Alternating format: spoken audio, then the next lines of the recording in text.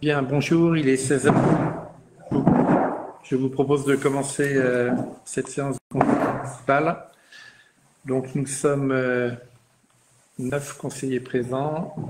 Il y a 2 procurations, une de Dominique Sichet qui est au Office maritime de Brest et il travaille avec son vieux gréement. Elle est en faveur de Stéphane Morlebas et l'autre François-Yves Le Thomas qui est encore en récupération de son opération du genou, qui est en faveur de Marion Réglé. Donc on peut délibérer sans problème. Au niveau du secrétaire de séance, Monsieur Lepage, est-ce que vous voulez bien faire le secrétaire? Oui, dans la mesure où j'aurai le... Oui, non, mais je vous demande, avant de proposer au Conseil de... Donc, est-ce que le Conseil est d'accord pour que Monsieur Lepage soit le secrétaire de la séance? Merci. Donc, Monsieur Lepage est le secrétaire. Donc, on peut dérouler l'ordre du jour. Le premier point, c'est l'approbation du procès-verbal du Conseil municipal du 18 juin 2024. Il vous a été envoyé avec les documents de travail. Est-ce que vous avez des commentaires? Pas de commentaires, il a été envoyé plus qu'à l'avance pour une fois, donc on va voter pour et pas de problème. Très bien. Donc je propose de passer au vote. Qui vote pour l'approbation du conseil municipal? Très bien. Donc le procès-verbal est approuvé à l'unanimité. Le point suivant de l'ordre du jour, et en fait, pour votre clarification, c'est la raison principale pour laquelle on a fait un conseil, c'est qu'on va lancer, après en avoir discuté, a priori 2 appels d'offres pour l'acheminement maritime des déchets de l'île. Et il y a 2 sous-parties, une consultation pour un marché de fourniture et puis une consultation pour un marché de services, à savoir le transport. Alors pourquoi il faut qu'on envoie ces appels d'offres rapidement maintenant, mais ce sont des appels d'offres qui représentent un montant significatif. Le premier qui concerne la fourniture, on parle de quelque chose autour de 150 000 €. Et le deuxième qui consiste en le transport maritime et éventuellement terrestre des déchets, qui est un contrat qu'on veut remettre en place, et je vous dirai pourquoi, sur 4 ans, et qui donc représente un montant de 400 à 600 000 €. Donc, vu les importances des sommes en jeu, on a considéré qu'il fallait en parler en conseil avant de lancer formellement ces appels d'offres. Donc, le premier appel d'offres que l'on souhaite lancer, c'est pour le matériel de compactage et de transport des déchets et plus particulièrement des emballages. On en a déjà parlé, mais on le constate de plus en plus.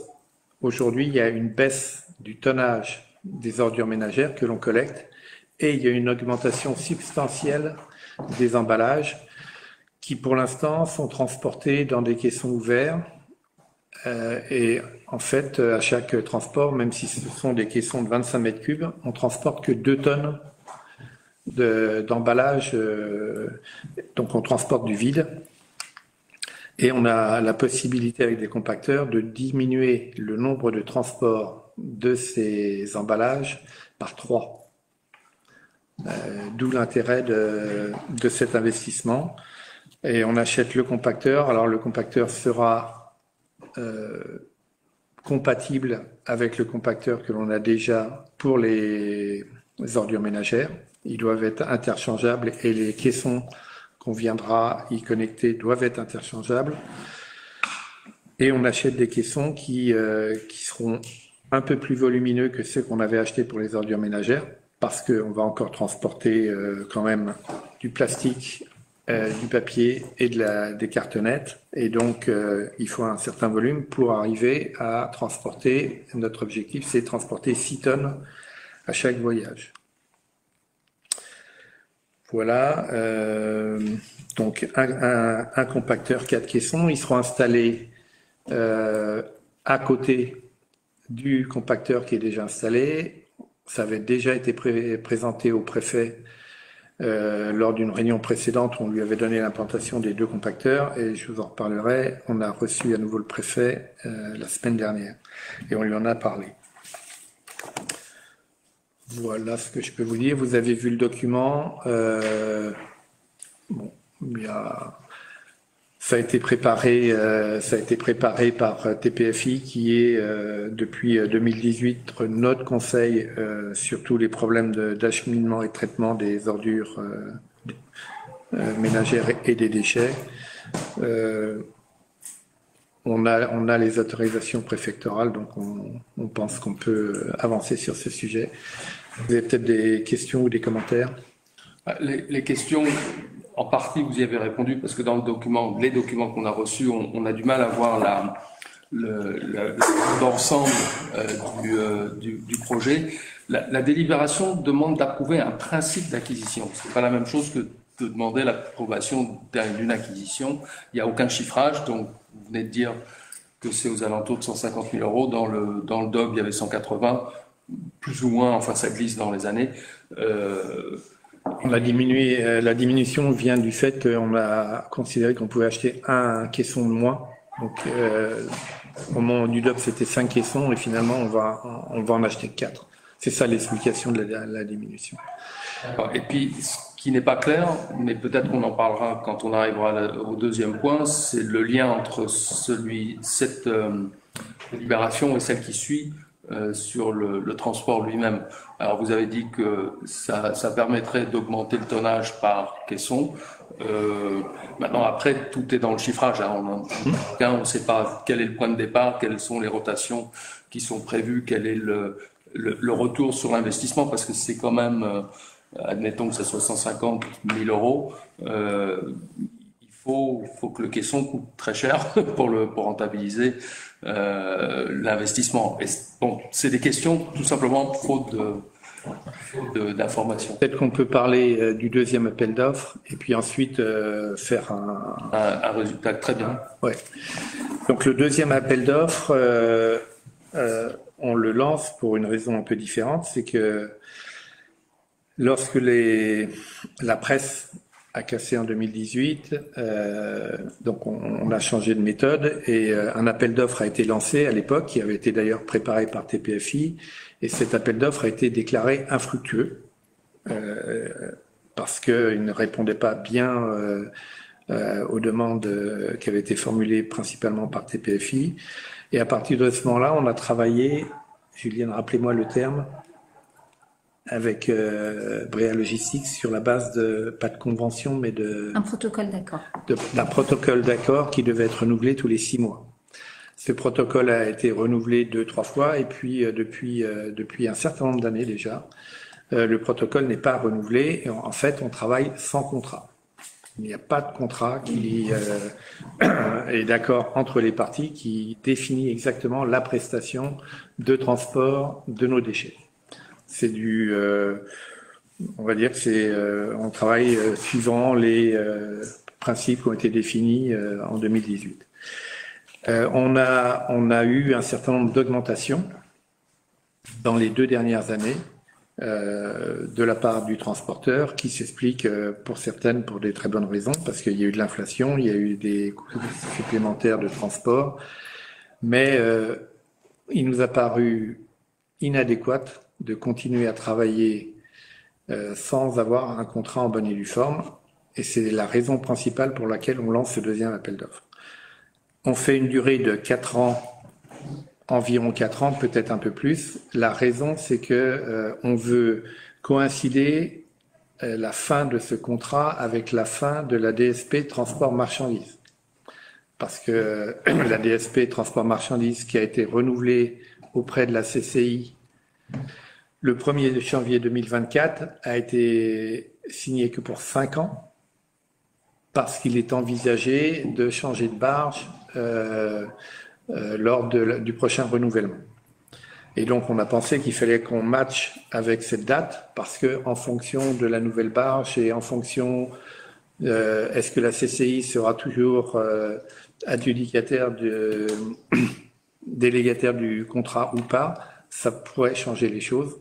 Et donc on souhaite au 31 décembre 2028, repartir sur une base nouvelle, avec un seul prestataire, avec 2 prestataires, avec une seule barge, avec 2 barges, tout ça on ne sait pas, mais on voulait se remettre clair sur la période jusqu'au renouvellement. L'appel d'offres est très ouvert au niveau de la méthodologie, parce que il faut que, par exemple, Bréa Logistique puisse répondre à cet appel d'offres. Bréa Logistique a des contraintes opérationnelles dues au fait que, par exemple, ils veulent avoir un ponton pour charger les caissons. Donc, on laisse l'appel d'offres très ouvert en termes de méthodologie pour permettre à plusieurs entreprises de répondre à cet appel d'offres. Alors, on leur donne les quantités dans les documents précis, on leur donne les quantités qu'on a réalisées en termes de transport chaque année, et on les informe de certaines évolutions qui auront tendance à diminuer le nombre de transports, mais augmentant le tonnage. Parce qu'on va transporter moins de caissons pour les emballages, mais chaque caisson sera plus lourd. Donc on donne toutes ces informations techniques.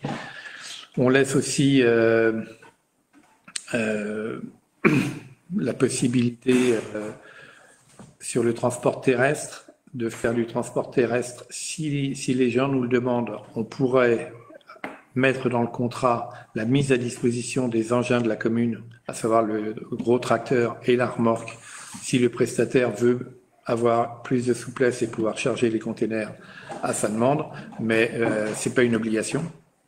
Ça serait à sa demande s'il y a un intérêt à le faire.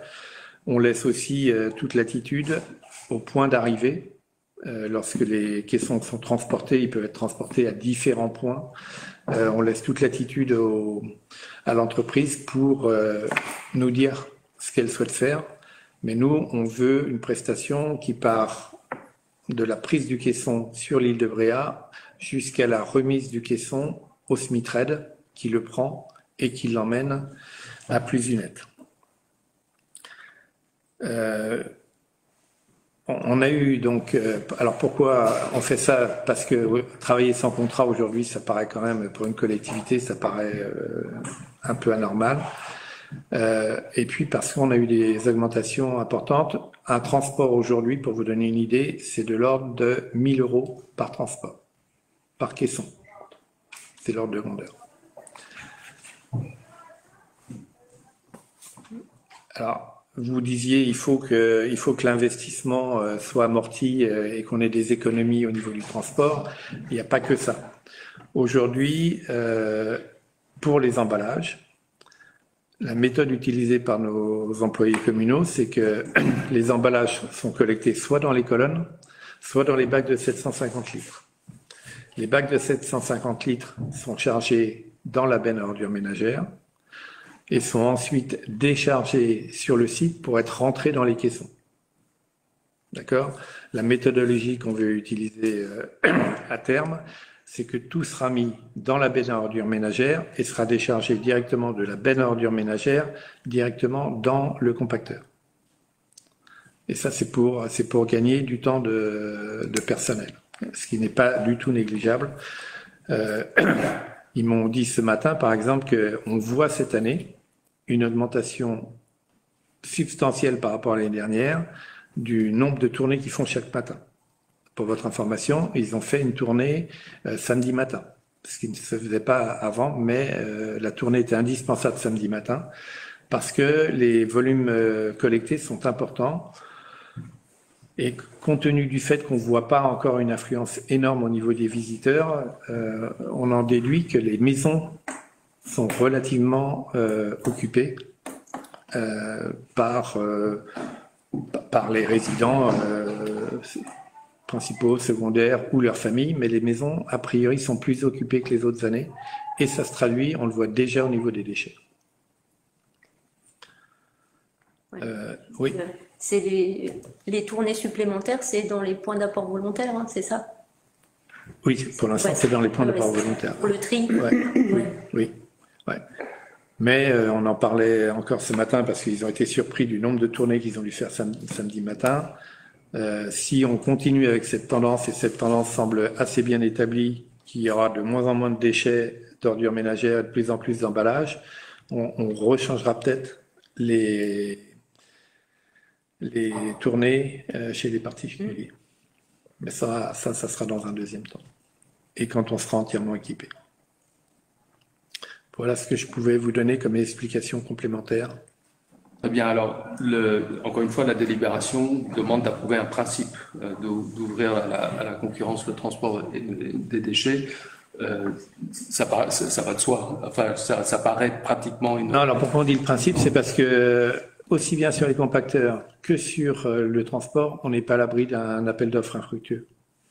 Oui, ce que je voulais dire, c'est quand on voit la séquence historique des autorisations temporaires, des renouvellements, des non-contrats, etc., le fait qu'il y ait que ça soit mis que ça soit encadré correctement, ça, voilà, c'est en ça que je voulais dire que ça, c'est pratiquement une obligation.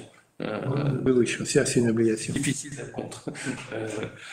Alors après, dans le détail, encore une fois, dans ce qui nous a été présenté, on n'avait pas ce que vous venez de dire.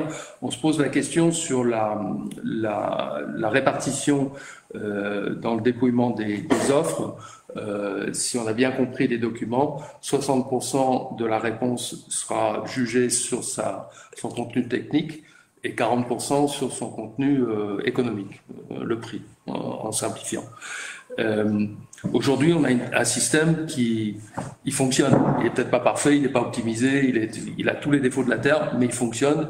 Les déchets sont évacués quotidiennement, ou en tout cas à la périodicité qu'il faut, et ça fonctionne. Donc on se posait la question de savoir si, vu de la commune, l'urgence évidemment, enfin l'impératif, c'est que les ordures quittent l'île, et le prix quasiment, enfin, est une variable pas secondaire, mais en tout cas, elle peut être certainement moins importante que le fait de les évacuer. Donc, on se demandait si il fallait plutôt une réponse technique à 70%, pondérée à 70% contre un prix à 30%. Dans l'évaluation que vous ferez des offres qui seront faites. Parce que l'autre sujet, c'est que vous l'avez dit en introduction, c'est que le contrat a une durée relativement courte, puisque sur 4 ans, alors il dépend de ce qu'il y a comme investissement à faire et de l'équipement qu'il faut mettre en place pour continuer ce qui existe. Parce qu'on ne sait pas qui va répondre et dans quelle forme ils vont répondre.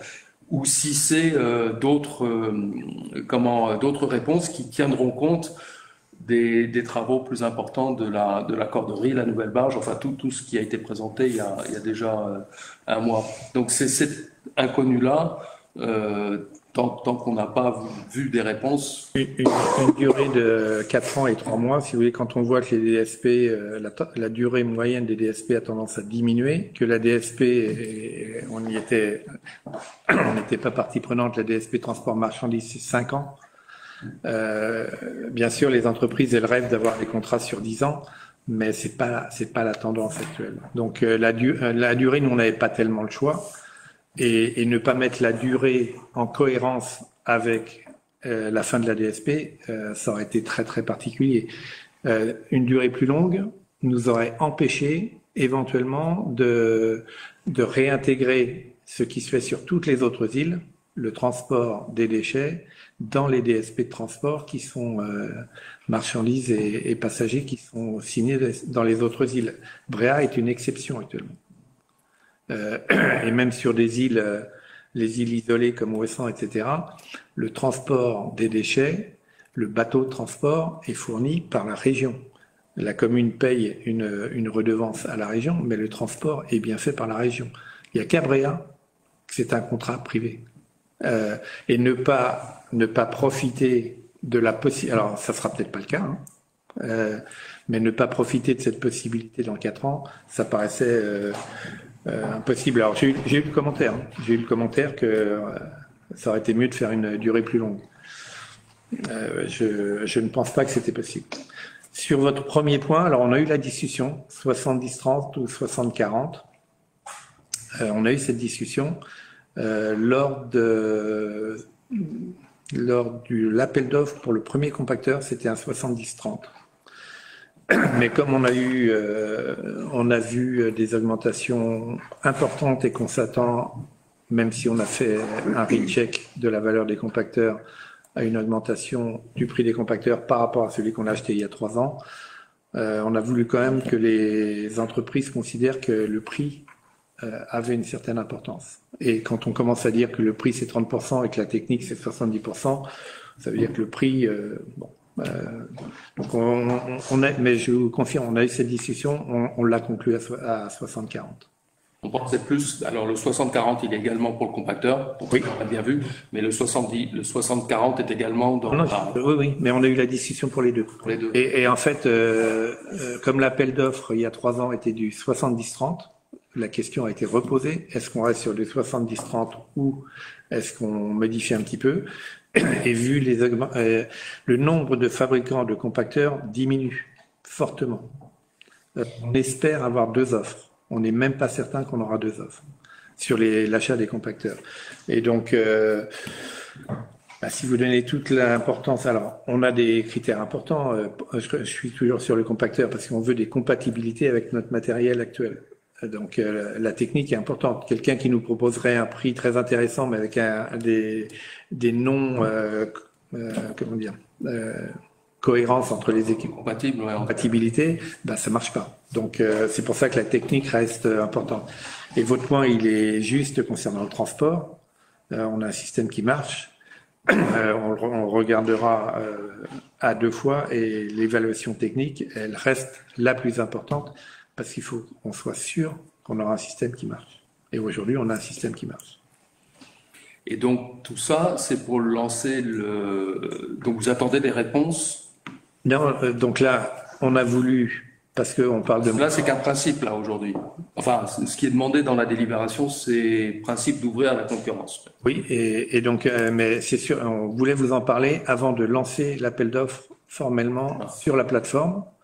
Et si on est d'accord pour lancer cet appel d'offres aujourd'hui, l'appel d'offres sera lancé demain, parce qu'ensuite, les échéances sont telles que on veut quand même donner pour le transport la durée maximum. Donc, on vous a annoncé un début d'opération au 1er novembre. Octobre, il me semble, non? Non, une attribution. Une attribution. En octobre, et puis on laisse 1 mois de préparation avant de démarrer l'opération. Et puis pour l'achat des compacteurs, on veut qu'ils soient installés pour la saison prochaine, la saison d'été prochaine. Oui, ça c'est 2025. Ouais. D'où l'obligation de lancer ces appels d'offres rapidement. Si on se met d'accord aujourd'hui, ça sera mis sur les plateformes demain. Et alors, dernière question. Supposons que le compacteur, pour raison X, Y, Z, ne se matérialise pas, plus de fabricants, voilà, ça se fait pas. L'entreprise qui aura répondu au transport aura répondu aussi en fonction d'hypothèses d'un deuxième compacteur et donc les tonnages et les cycles les rotations. Il y aura il y aura des clauses de. C'est un marché C'est un bon de commande. Un bon de commande. Donc l'idée c'est de leur donner un ordre de grandeur, mais suivant les années ça varie un petit peu. On va être spécifique sur le fait que en ce qui concerne les emballages, va y avoir un changement d'équipement qui va avoir un impact plus important, mais c'est un marché à bonne commande. Parce que sinon, c'est les embarquer dans un aléa, quoi. Non, mais c'est pas du tout le but. Mais j'ai eu le commentaire du prestataire actuel parce que il y a une diminution, et ça on n'y est pour rien, il y a une diminution des tonnages d'ordures ménagères, qui s'est traduit par une diminution du transport. Mais ça... Oui, donc ça c'est... Voilà. Alors lui, on donne le nombre de transports exacts qui ont été réalisés sur les 5 dernières années. Donc il a un historique et on lui donne des tendances. C'est qu'on pense que les ordures ménagères vont continuer à baisser et on pense que le tonnage des emballages va continuer à augmenter. Non, on essaye de donner les informations qui permettront qui lui permettront de faire une offre en D'accord, mais c'est bien bonne connaissance. C'est bien le bon de commande qui donne la C'est un marché abondant. réagir par rapport à la réalité. Complètement. Ok, très bien, merci. Écoutez, s'il n'y a plus de questions, on va commencer par donc la consultation sur l'achat du compacteur et des caissons. Qui est pour approuver le principe d'acquisition et l'appel d'offres pour l'acquisition donc de ces matériels, qui vote pour? Donc cet appel d'offres, cette délibération est approuvée à l'unanimité. Même question pour la deuxième consultation, qui est donc un marché de services pour le transport des déchets, qui vote pour? Très bien, merci. Donc cette délibération est aussi approuvée à l'unanimité. Le point suivant, c'est le point numéro 3, c'est l'approbation des contrats et des conventions avec les éco-organismes. Alors vous pourrez penser qu'on en parle quasiment à chaque conseil municipal, mais c'est une tendance lourde actuellement. Je rappelle qu'elle est due au fait que dans la REP, il y a cette obligation de passer en filière. Je vais passer la parole à Marion. On a 3 contrats ou conventions à regarder. Je passe la parole à Marion qui va nous donner des détails. Ok. Donc les 3 conventions du jour. Alors je sais plus ouais, c'est bien, elles sont dans le bon ordre.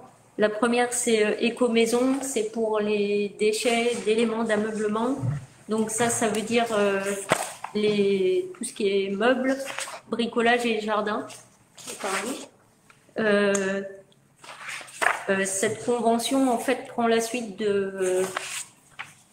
d'écomobilier. On avait déjà une convention écomobilier depuis plusieurs années pour traiter tous ces déchets-là. Et là, il y a un changement au niveau national où on passe à éco-maison, mais c'est la même chose. Donc le principe de cette convention, c'est que le transport est pris en charge par l'éco-organisme, donc le transport maritime est pris en charge, et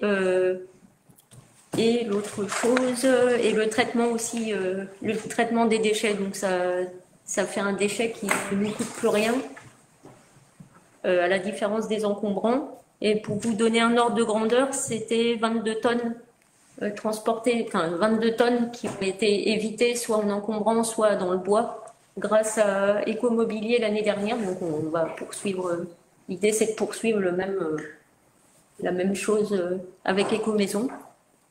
Ça c'est pour la première. Ouais, et juste pour vous préciser, on informe aussi dans le cadre de l'appel d'offres transport maritime des déchets, on informe les prestataires du fait que les transports des filières, écomobilier ou autres, seront toujours faits par le prestataire, mais avec une facturation qui sera directement à l'éco-organisme et non plus à la commune.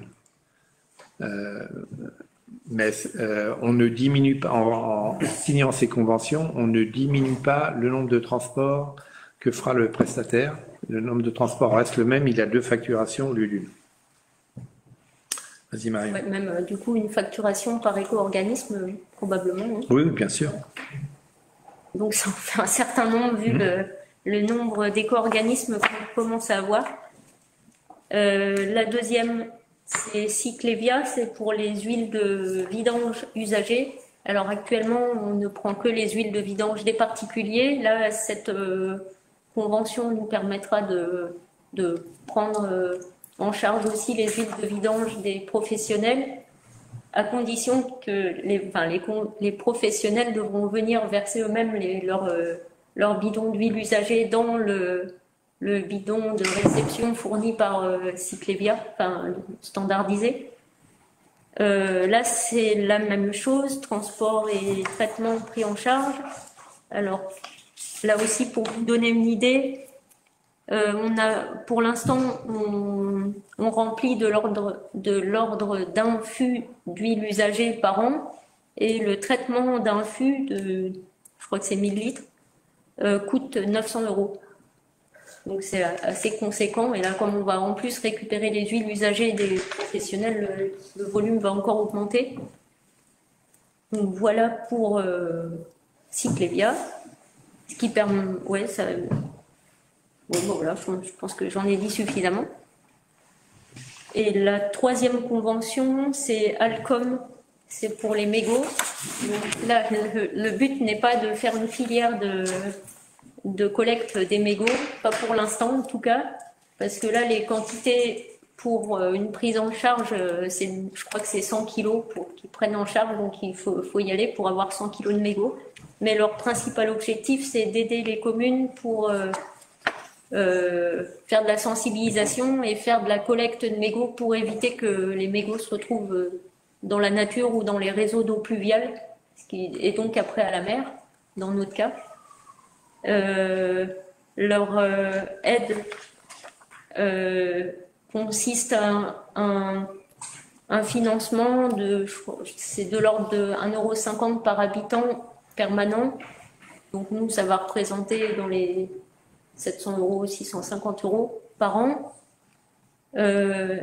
Plus fournir des cendriers de poche et puis fournir ou nous verser une aide pour que la commune s'équipe de cendriers à rajouter soit sur les points d'apport, les corbeilles de rue, ou des cendriers qu'on ajouterait à d'autres endroits avec un programme qu'on ferait chaque année.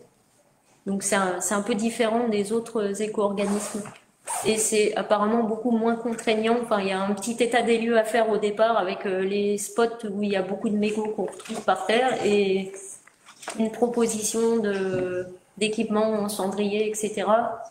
Et ensuite un petit bilan pour montrer qu'on a bien fait ce qu'on avait proposé de faire pour améliorer limiter cette pollution.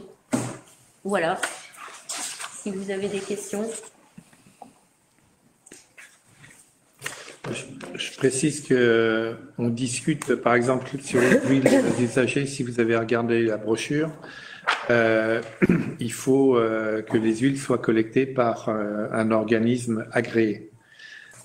Comme c'est nous qui faisons la collecte, et cet organisme, normalement, est rétribué par Cyclévia de manière à ce que la collecte soit gratuite. Donc on est en train de discuter avec eux pour être reconnu comme organisme agréé et donc bénéficier d'une petite compensation pour la collecte des huiles. C'est l'autre intérêt, c'est le transport est gratuit, mais aussi avoir un petit retour sur le traitement de ces déchets. Pas d'autres questions? Donc je vous propose de passer au vote. Je ne sais pas si vous voulez qu'on fasse item par item. On peut faire les trois. Okay. Donc, est-ce que vous approuvez le fait de signer un contrat type entre la commune et l'éco-organisme pour permettre le transfert des différents produits qui sont et puis m'autoriser à signer tous les documents afférents, les conventions et autres. Qui vote pour? Merci. Donc ces trois délibérations sont approuvées à l'unanimité. Le point suivant, c'est l'approbation du rapport sur le prix et la qualité du service d'eau potable en 2023. Donc vous avez vu les documents, je pense, et le fait qu'en fait c'est une obligation légale. On doit chaque année préparer un rapport sur la qualité de l'eau potable que l'on distribue. En fait, on fait faire ça par le syndicat d'alimentation en eau potable départemental. Et on doit le passer en conseil municipal avant de transférer la résolution qui est prise à la préfecture. Donc on vous a transmis le rapport synthétique sur l'information de l'alimentation en eau potable. Si j'essaie de vous donner les points les plus importants, au niveau production, on a la production est faite par GPA qui produit l'eau et qui nous le transfère par l'intermédiaire de nos canalisations. Ils ont fourni cette année un tout petit peu moins d'eau que l'année précédente, à 58 722 mètres cubes. Et en termes de distribution, de ces 58 722 mètres cubes, on en a consommé 56 644. Petite baisse par rapport à l'année dernière. Et un rendement du réseau qui est calculé à 97,5%, ce qui paraît très élevé. Et j'ai un doute certain sur ces calculs. Mais c'est ce que donnent les statistiques. Ça ferait 2 années, parce que je vous rappelle qu'il y a 3 ans, on avait eu un gros... C'était à 80. Voilà, ce qui paraît plus être dans la norme française. Ça fait 2 ans qu'on a des très très bons résultats. C'est un petit peu étonnant. Ça ne m'étonnerait pas que l'année prochaine, on ait une surprise et qu'on redescende plus au niveau de la moyenne nationale qui est de l'ordre de 80%. Au niveau du prix, au niveau du nombre d'abonnements, il n'y a pas de changement. Au niveau du prix moyen, il est calculé sur 120 mètres cubes, alors qu'en général, les consommations sont plutôt de l'ordre de 70 mètres cubes. Donc le prix qui est indiqué dans le rapport, il ne veut pas dire grand-chose. D'autre part, il est rappelé que l'année 2000... En 2023, on a négocié un avenant d'1 an pour la fourniture de l'eau potable qui nous emmène jusqu'au 31 décembre 2024. Et vous savez par ailleurs qu'on est en train de suivre tout le processus de la DSP d'alimentation et d'assainissement, d'alimentation en eau potable et d'assainissement pour être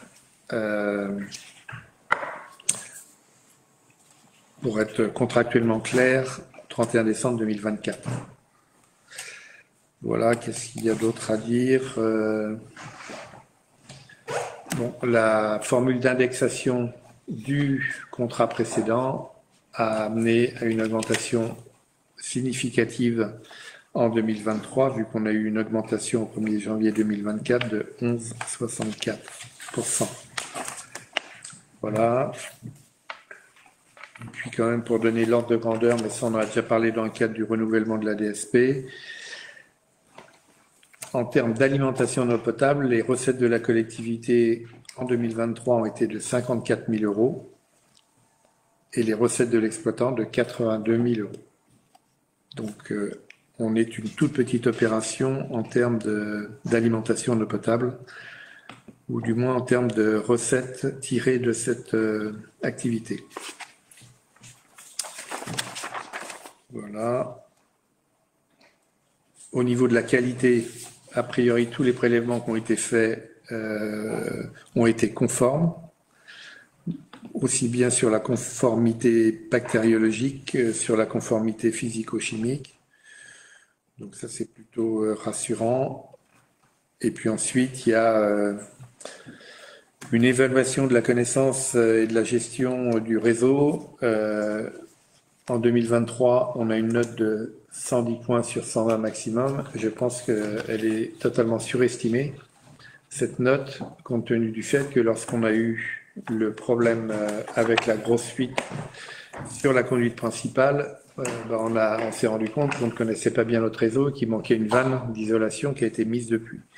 Donc cette note me paraît aussi sujette à caution. Je ne sais pas si vous avez des commentaires sur... Un commentaire, une question et un commentaire. Une question, il n'y a pas d'investissement qui apparaissent en 2023 au titre de l'eau et pourtant le travail dans la montée du port clos concernait eau et assainissement de mémoire. Donc, ouais, alors là, c'est vraiment le contrat d'alimentation, mais pas les réseaux. Ils l'ont pas mis parce que c'était pas dans la prestation en fait Veolia. Oui, mais il figure bien dans normalement dans les éléments de la commune. Oui, oui, il aurait dû, vous avez raison. Alors, il peut y avoir un décalage d'exercice. Je pense que c'est parce qu'ils prennent toutes leurs informations de Veolia. Alors, ça, c'est la première chose. Et deuxième chose, il y a un taux qui doit nous interroger, c'est le taux de renouvellement du réseau est de 0,2%. 0,2%, ça veut dire qu'on change le réseau tous les 500 ans. Entièrement, ça fait peut-être un peu beaucoup. Donc, alors, comme on a un très bon rendement, ça sert à rien de le changer tous les 400 ans. Mais c'est un chiffre qui est un peu bizarre et qui est pas normal. Il faut le changer tous les 50 ans, tous les 60 ans peut-être, mais sûrement pas tous les 500 ans. Donc, je pense que ça vient du fait qu'ils prennent en compte ce qui est contractuellement indiqué dans la DSP et finalement dans la DSP, toujours pareil, hein, parce qu'ils regardent les documents Veolia. Il y a un nombre de vannes à changer chaque année, qui est de l'ordre de 10, qui est faible. Qui est très faible. Très faible, on est d'accord. Et ça ne prend pas en compte la valeur totale du réseau, y compris les canalisations. Et quand ils font le rapport, ils arrivent à quelque chose qui est, vous avez raison, est complètement... Donc, qui ne donne pas une idée des financements qu'a consenti la commune pour son eau. Non. Mais je pense que c'est dû... Il faudra peut-être leur faire la remarque pour pas se retrouver avec une situation où 500 ans, c'est... Non, c'est aberrant. C'est aberrant. Ok. Bah, je propose qu'on note les commentaires que vous venez de faire et sous réserve de la prise en compte de ces commentaires, est-ce que vous êtes d'accord pour approuver le rapport qui sera transmis donc à la préfecture, qui vote pour? Merci. Délibération prise à l'unanimité, mais on mentionnera bien les deux commentaires. Le point suivant, c'est du même genre, c'est sur le rapport sur le prix et la qualité du service public d'assainissement non collectif. C'est bien l'assainissement non collectif, hein, donc c'est le SPANC. Ça concerne les gens qui sont non raccordés. Donc il n'y a pas beaucoup d'éléments à vous donner. Le nombre de personnes en assainissement non collectif n'a pas changé d'une manière significative. Il y a un certain nombre de rapports qui ont été faits, c'est le cas chaque année, en conception-réalisation et puis en contrôle périodique. Il y en avait chaque année une vingtaine. Donc, on a noté une diminution de la facturation en 2023, ce qui a fait que le budget du SPAN, qui est un budget annexe dédié, déficitaire. Et il est redevenu déficitaire. C'est dû principalement au fait que le nombre de contrôles pour les ventes immobilières a diminué d'une manière assez importante. Alors, est-ce que ça va remonter cette année? Je pense que oui, mais c'était la raison principale pour laquelle notre facturation du service était tombée à 7 800 € alors qu'elle était de 10 700 € en 2022. Voilà, au niveau qualité des installations, ça reste à peu près au même niveau. Le calcul du taux de conformité est un peu particulier, mais... On fera le même commentaire que l'an dernier, c'est pas un taux de conformité. Ouais. Voilà. Est-ce que vous avez d'autres commentaires à part le taux de conformité? Donc, je vous propose de passer au vote. On peut reprendre votre commentaire, mais peut-être que parce que la deuxième fois, vous allez souhaiter vous abstenir. C'est la même chose que l'an dernier. On a un taux de conformité qui apparaît 98,2, qui est en légère diminution par rapport à l'an dernier, mais c'est pas le fond du sujet. c'est qu'il agrège deux choses, le nombre d'installations vraiment conformes pour 195, sur lequel il n'y a rien à dire, et puis les autres installations contrôlées ne présentent pas de danger pour la santé des personnes ou de risque avéré de pollution de l'environnement, et qu'on indique conforme, ce qui n'est pas vrai, c'est presque conforme. Presque, c'est pas conforme. Et on sait dans certains métiers que quand on est passé d'une conformité totale à une conformité partielle, une conformité totale, ça a coûté très très cher. Ok, je vous propose de passer au vote. On prendra en compte vos commentaires, mais qui approuve donc ce rapport sur l'assainissement non collectif? Merci. Donc, délibération approuvée à l'unanimité. Le point numéro 6, c'est donc l'astreinte de raccordement à l'assainissement collectif pour l'année 2024. Donc, je vous rappelle que depuis un certain nombre d'années et depuis en fait 2018 où ont été achevées les 5 zones supplémentaires qui ont été équipées pour l'assainissement collectif, les gens étaient censés se raccorder dans les 2 ans qui suivaient, et on a encore un certain nombre de gens qui sont pas raccordés. Alors, et on est obligé de prendre une délibération chaque année pour savoir comment on va traiter cette situation. Donc, ce qu'on propose cette année, et c'est conforme à la loi, c'est de mettre une astreinte qui correspond au prix qu'ils paieraient s'ils étaient connectés, et de mettre un taux de majoration à 75%. Alors, pour votre information, il y a, sur la manière dont on considère, entre 4 et 5 personnes. Il ne reste que 4 ou 5 personnes, suivant ce qu'on considère, qui devraient se raccorder. Alors, certaines avaient, par exemple, une dérogation qui est tombée en 2023, et c'est pour ça que, voilà, parce que leur installation était récente, elle avait moins de 10 ans, voilà, mais c'est en train de tomber. Ils arrivent en fin de la période des 10 ans, donc ils devraient se raccorder rapidement.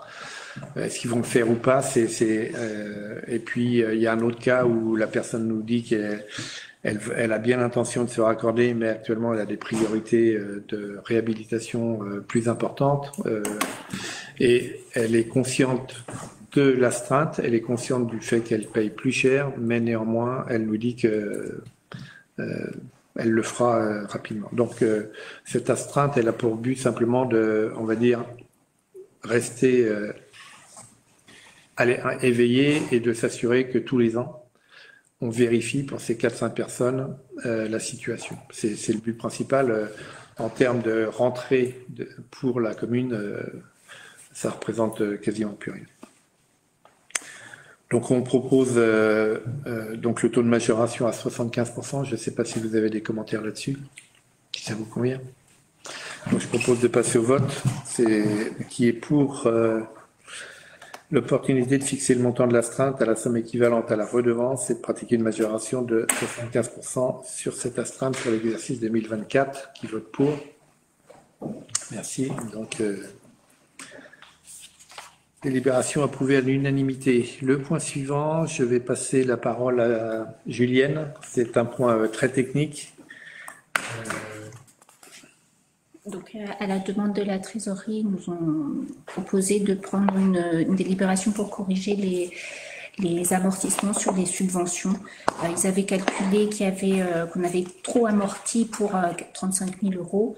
Après, ils ont refait leur calcul et donc on a trop amorti pour 13 000 €. Et donc, on vous propose de faire une régulation. Ce n'est pas inscrit en comptabilité sur notre budget. C'est vraiment des écritures du comptable de son côté. Ça ne change rien au résultat 2024. Alors, c'est dit trop amorti?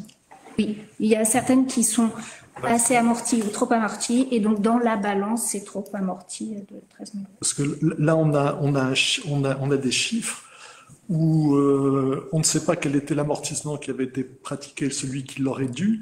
Donc, on a juste un solde et on voit 16 000 d'un côté et 13 000 de l'autre.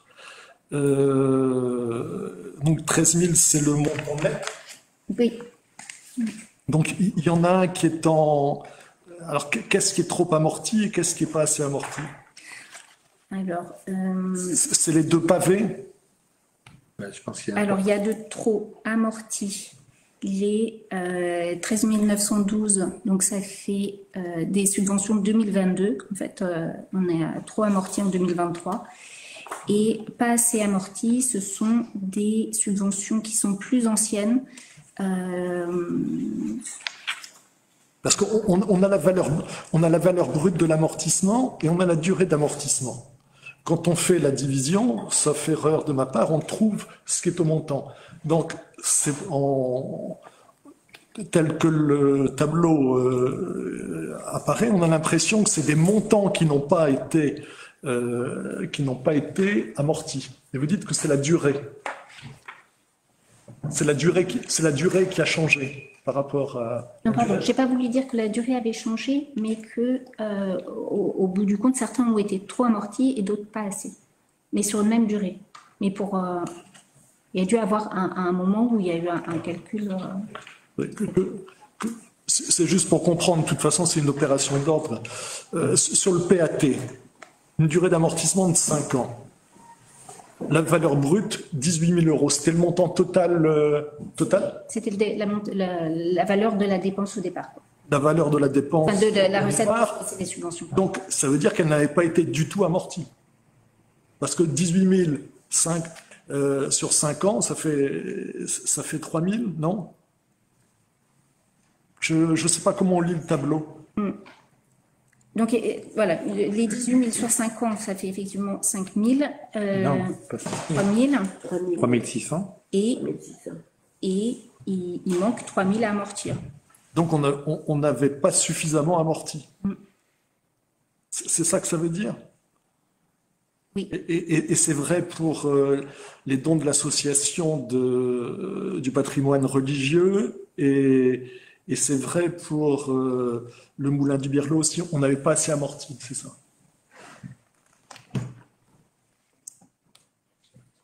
Bien. Par contre, il y a deux petits montants sur je ne sais pas trop quoi qui a été pas assez, qui a été trop amorti pour 1285. Parce que subvention 15 ans, c'est quoi ce qui est sur le bas? La 13-13. La 13-13 et la 13-361. Ce sont, voilà, ils les ont appelés subventions. Bon, on va pas, je ne vais pas rentrer dans. Pour votre information, ils nous ont envoyé 3-4 tableaux à chaque valeur change. Et en fait, ils ne donnent pas les éléments pour pouvoir vérifier ce qu'ils font, donc c'est compliqué. Là où c'est subvention, c'est parce qu'on voit que le début de la ligne, en fait. Avec le tableau entier. C'est pas forcément parce que la trésorerie dit que c'est comme ça que c'est bon, quoi. Oui. Okay. Mais ils nous demandent de le passer en délibération. Oui. C'est bien ça. Hein.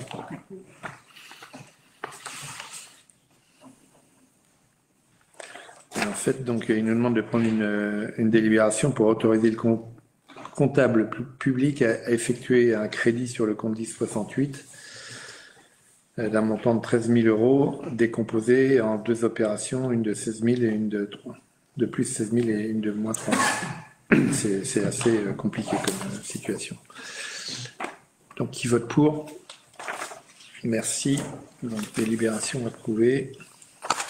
Par principe plutôt qu'autre chose. Le point numéro 8, donc il y a 2 points. Il y a la division de la parcelle AB09 et la vente de la parcelle créée. Donc, je vous en ai déjà parlé. C'est une parcelle qui est près de la Croix de Modé. Je ne crois pas que vous nous en ayez déjà parlé. Je vous en ai parlé en information lors du dernier conseil. Ouais. Non, pour vous signaler que justement, on avait trouvé après la tempête Tyran et ça n'avait pas. Je suis sûr qu'on en a parlé au dernier conseil. Bon, toujours est-il que il y a des gens qui sont voisins de cette parcelle communale qui nous avaient demandé depuis un moment la possibilité de racheter un morceau parce que on n'entretenait pas cette parcelle et cette parcelle est très très difficile à entretenir vu qu'elle est constituée principalement d'un énorme rocher et qui rend l'accès très difficile. Et il y a des très grands arbres entre le rocher et le mur de la propriété de ce voisin. Ils nous ont alerté récemment que suite à la tempête Ciarán, il y a des très gros arbres qui sont tombés et qui vont nécessiter un nettoyage important de ce bout de parcelle. Donc on a repris la discussion et eux nous ont dit, écoutez, on voit bien que vous ne l'entretenez pas, donc on remet sur la table notre proposition de rachat d'une partie de la parcelle qui fait 1100 et quelques mètres carrés. Au vu de ce qui s'est passé et du coup que ça va nous coûter de nettoyer la parcelle, et il y a encore d'autres arbres qui sont en mauvais état et qui risquent de tomber, on a avancé avec eux, on leur a proposé de faire un bornage de cette parcelle et de leur vendre au prix où on a vendu un certain nombre de jardins ou de terrains, et ils prendraient à leur charge les frais afférents. Le prix qu'on vous indique dans le document, entre 14 664 € et 14 800 € vient du fait que le bornage final va donner un nombre de mètres carrés. Pour l'instant, c'est un pré-bornage et c'est un calcul qui a été fait par le géomètre, mais on ajustera au mètre carré exact qui sera donné une fois que le bornage sera fini. On a obtenu, on a fait cette proposition. Vous pouvez voir dans les documents de travail que les gens sont d'accord sur le fait d'acheter cette parcelle de 1100 mètres carrés. Et donc, on la présente au Conseil pour avis. Alors, je sais que c'est contraire à votre politique, on va dire, foncière. Et je vous laisse faire vos commentaires. Alors, il y a un commentaire. Alors, le premier commentaire, c'est que nous avons voté tous les éléments jusqu'à ce point-là. Voilà. Et autant de le dire d'emblée, nous avons préparé un texte, nous trois, que je vais lire au nom de nous trois. Nous sommes scandalisés par l'opération qui est projetée. Elle ne correspond pas à la politique foncière que vous nous avez présentée, que vous aviez votée, et surtout, elle ne correspond pas à l'intérêt de la commune. Elle ne correspond pas à la politique foncière que vous avez votée le 5 septembre 2023, contre laquelle nous nous étions exprimés et contre laquelle nous avions voté. Cette parcelle n'est pas enclavée, elle n'est ni d'accès difficile, ni particulièrement compliquée à entretenir. La commune n'a pas vocation à entretenir tous ces terrains comme des jardins. La deuxième session que vous présentez au conseil municipal ne rentre donc pas plus que la première dans le cadre de cette politique. Nous rappelons que la première session avait concerné un morceau de terre communal dans le nord. Ce n'était donc pas non plus une parcelle enclavée ni difficile à entretenir. Alors, il n'y avait pas de retransmission ce jour-là sur le vote qui avait eu lieu. J'espère qu'aujourd'hui, il y aura. Cette session ne correspond pas à l'intérêt de la commune. Qu'on le veuille ou non, le rôle d'une commune est d'entretenir son territoire, son domaine communal. C'est à la fois un de ses rôles historiques, c'est pour ça qu'elles ont été créées, les communes, et c'est ce qui apparaît dans toute recherche quand vous le faites sur Internet. Lors de la tempête Ciarán, de nombreux arbres sont tombés sur tout le territoire bréatin, y compris sur des parcelles communales. Que le propriétaire de la parcelle adjacente ne veuille pas que des arbres tombés restent indéfiniment sur la parcelle, nous pouvons le comprendre. Si dans l'histoire, à chaque fois que des arbres étaient tombés sur une parcelle communale voisine d'une habitation, cette parcelle avait été vendue, l'espace communal bréatin aurait été réduit à peau de chagrin. Et heureusement, ce n'est pas le cas. Les principaux troncs qui entravent la parcelle seront retirés avant la signature de l'acte de cession, est-il écrit sur la fiche de présentation que vous nous avez transmise. Il se trouve que sur le document qui nous a été transmis, cette ligne apparaît en plus petit caractère que le reste. Ça nous a paru bizarre. Il y a peut-être une explication. Vous voulez donc débarrasser la partie de parcelle concernée des arbres tombés avant de la vendre. Ce n'est donc même pas une question d'entretien immédiat qui justifie ce projet. Au risque de nous répéter, Bréa, c'est à la fois une communauté humaine, mais également un patrimoine particulier, un patrimoine en particulier foncier, dont nous avons hérité et que nous devrions préserver. Nous sommes à la Croix de Modé, l'un des sites emblématiques de l'île, on pourra tous le concevoir. Sauf erreur de notre part, la circulation des piétons et visiteurs pour rejoindre la Croix de Modé et en revenir empruntent des chemins qui passent sur des terrains privés. Il y a plus de 25 ans, je peux en témoigner, un projet de blocage du chemin avait entraîné un certain tollé avant d'être abandonné suite à l'intervention énergique du premier adjoint de l'époque, Jacques Pelon. Le cas échéant, il y a donc des possibilités d'échange de terrain qui pourraient être étudiées pour permettre un passage sur le domaine communal au lieu de passer sur le domaine privé. Ce projet de cession n'est donc en rien justifié et nous le trouvons à nouveau scandaleux. D'accord. Pour votre information, ma première idée a été... Alors, il se trouve que la Croix de Modé est sur une parcelle privée. Oui. Et ma première idée a été de proposer aux gens de faire un échange et que la parcelle sur la Croix de Modé redevienne une parcelle communale. Oui. Et en contrepartie, on leur échangeait le morceau dont on parle aujourd'hui. Ils ont refusé. Ils ont refusé. C'est leur droit le plus strict. Non, mais ne croyez pas qu'on fait ça sans réfléchir. Ça aurait été beaucoup mieux s'ils avaient accepté. J'espère que vous auriez accepté l'échange parce que on aurait accepté l'échange. Que la commune retrouve, je dirais, le contrôle complet de la Croix de Modé. Moi, c'était ma première idée. Malheureusement, ils ont pas accepté cette proposition. Et pour votre information, on échangeait exactement les mêmes surfaces et on reprenait la partie nord de la parcelle sur laquelle il y avait la Croix de Modé, auquel on pouvait accéder par le chemin au nord. Et tout le reste restait pareil. Malheureusement, ils ont refusé, donc on se retrouve dans une situation où il va y avoir des frais importants pour mettre en état cette parcelle, et c'est pas fini. Le problème, c'est qu'il y a d'autres arbres et que ces arbres, ils risquent de tomber. Et il y a un moment, si vous voulez, alors la commune est là pour entretenir ces parcelles, mais à l'arrivée, il y a des problèmes budgétaires quand même à prendre en compte. Il y a des problèmes budgétaires, il y a un coût qu'on ne va pas maîtriser. Il y a d'autres dépenses, il y a toujours eu des dépenses de la commune pour l'entretien des terrains communaux, et si ces terrains communaux le sont encore, c'est que par la porte ou par la fenêtre, les conseils municipaux successifs, depuis plus de 200 ans, ont trouvé les moyens de les entretenir. Alors vous allez me dire que vous avez racheté des terrains, c'est vrai, toutes les municipalités que j'ai en tête en ont racheté aussi. On est là sur en plus sur un site emblématique, on partage, et on est en plus sur un endroit qui a fait l'objet, j'ai parlé d'il y a 25 ans, mais il y a eu d'autres épisodes dans l'histoire, avec le chemin de retour qui passe aussi sur des parcelles privées, etc.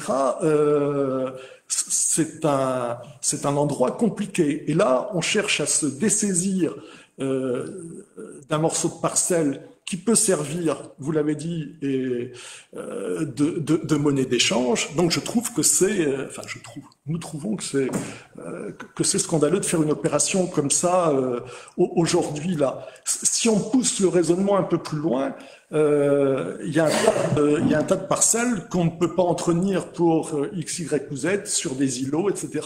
et qu'on va vendre. On n'est pas, j'ai eu l'occasion de le dire, la commune n'est pas un marchand de biens. Non, ça, c'est un marchand de biens. Elle n'est pas non plus un promoteur qui vend à la découpe. Non, mais c'est pas du tout dans cet esprit-là que c'est fait.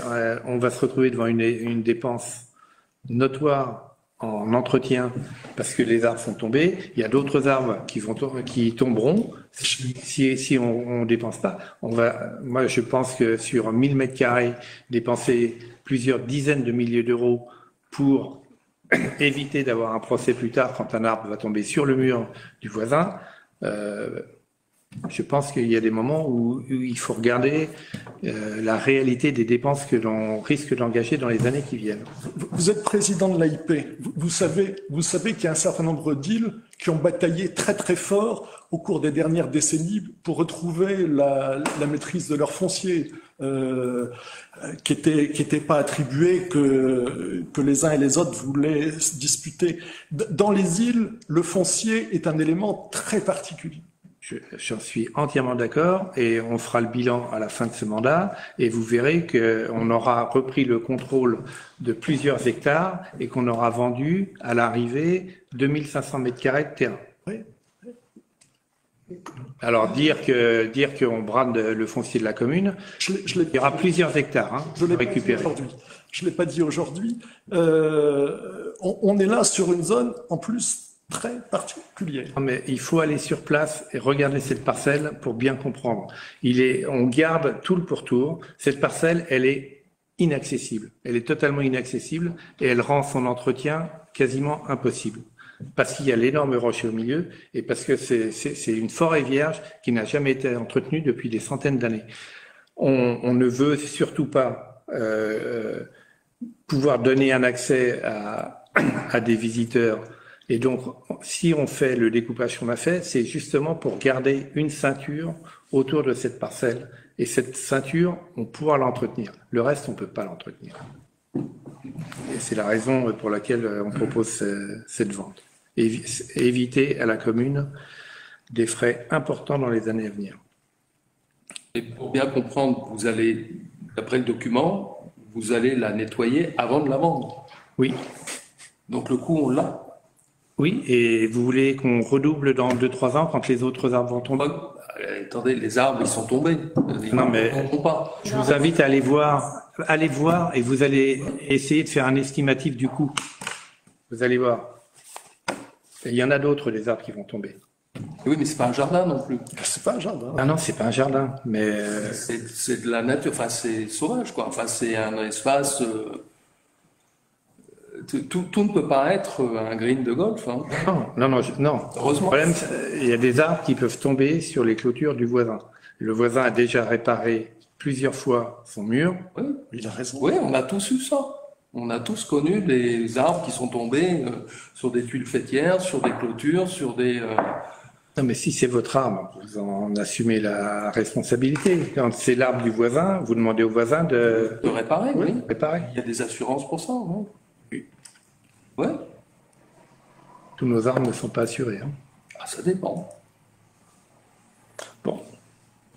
Je pense qu'on ne sera jamais d'accord sur ce sujet.